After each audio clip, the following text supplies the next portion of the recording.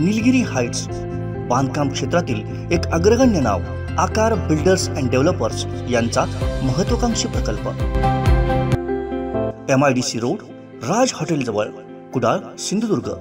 बुकिंगसाठी संपर्क 94 230 52 002 आणि 99 23 90 0202।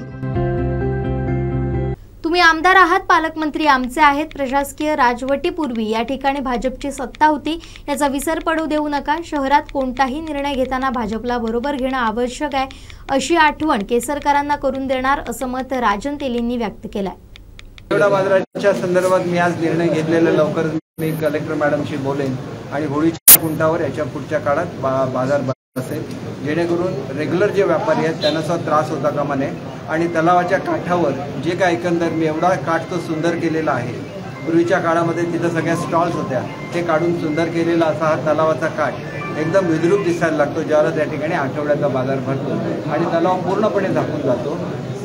मोती तलाव हे सावंतवाडीचं आकर्षण क्षेत्र आहे आणि ते सावंतवाडीचं एका अर्थाने हृदय आहे असं म्हणायला काही हरकत नाही, कारण मोती तलावाच्या काठावर सावंतवाडी बसलेली आहे आणि त्याच्यामुळे तलाव विद्रूप होणं हे कधीही मला आवडणार नाही आणि त्याच्यामुळे लवकरच हे मार्केट शिफ्ट करण्याचा आम्ही निर्णय घेतला। गावाच्या विकासाची चर्चा करताना आपण एकत्र या ठिकाणी काम करतो, तर पालकमंत्र्यांना विश्वासात घ्या, संजू परब आणि जे नगरसेवक आमच्या शहरातले आहेत त्यांना एकत्रित बोलवा, गावातल्या लोकांना एकत्रित बोलवा आणि गावाच्या विकासाला भारतीय जनता पक्ष कुठलाच विरोध करणार नाही, पण एकत्रितरित्या सगळ्यांनी काम करण्याची या ठिकाणी गरज आहे।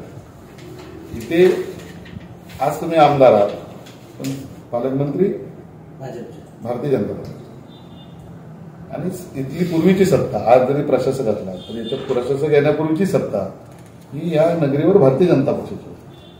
सगळ्यांनी याचा विसर कोणीच पडायला देऊ नका, सगळ्यांनी एकत्रित राहून व्यापाऱ्यांच्या हिताचं, व्यापाऱ्यांचं पुनर्वसन व्हायला पाहिजे ही आमची मागणी आहे, जी संजू परबने केली ती 100% गोष्ट खरी आहे। एवढी वर्ष व्यापार त्या ठिकाणी करतात, त्यांचं चांगलं पुनर्वसन करा, सुरुवात करा आणि मग सगळे पैसे कसे येतील, काय येतील हे समजावून ठराविक लोकांना सांगण्यापेक्षा एकत्रित जर त्याची चर्चा झाली तर जिथं बाबा पालकमंत्र्यांची मदत घेता येईल, जिथं आदरणीय देवेंद्रची मदत घेता येईल, जिथं शिंदेसाहेब शेवटी नगरविकास मंत्री शिंदे साहेबांकडे आहे, आम्ही त्यांना पण भेटू, चला एकदम तुम्हाला जेवढे पैसे लागतील ते आमच्या सगळ्या नगरीसाठी द्या, त्यांना विनंती करू ते एकत्रितरित्या या शहराचा विकास करण्यासाठी लोकांनी विश्वास भारतीय जनता पक्षाला पण टाकला होता, त्याचा विश्वास कोणी पडू देऊ नका। एक एवढंच आहे की शहरातल्या लोकांना त्रास पण होता कामा नये।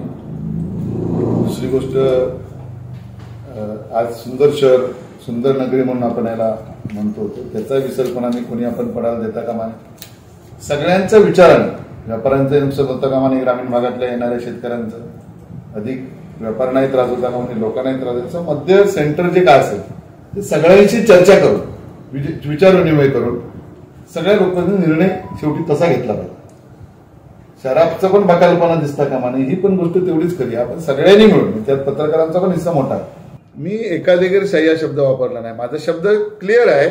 या जिल्ह्याचे पालकमंत्री भारतीय जनता पक्षाच्या कमळ निशाण निवडून आदरणीय रवींद्र चव्हाण साहेब आहेत, त्यावेळी कुठलाही धोरणात्मक निर्णय घेताना पालकमंत्र्यांशी चर्चा करणं गरजेचं आहे आणि त्याचबरोबर या नगरीवर भारतीय जनता पक्षाचे संजीव परब कमळ निशाणीवर निवडून आलेले होते, 10 नगरसेवक भारतीय जनता पक्षाचे होते, त्यावेळी शहरात कुठलाही निर्णय घेताना भारतीय जनता पक्षावर बरोबर घेणं ही या ठिकाणी गरज आहे।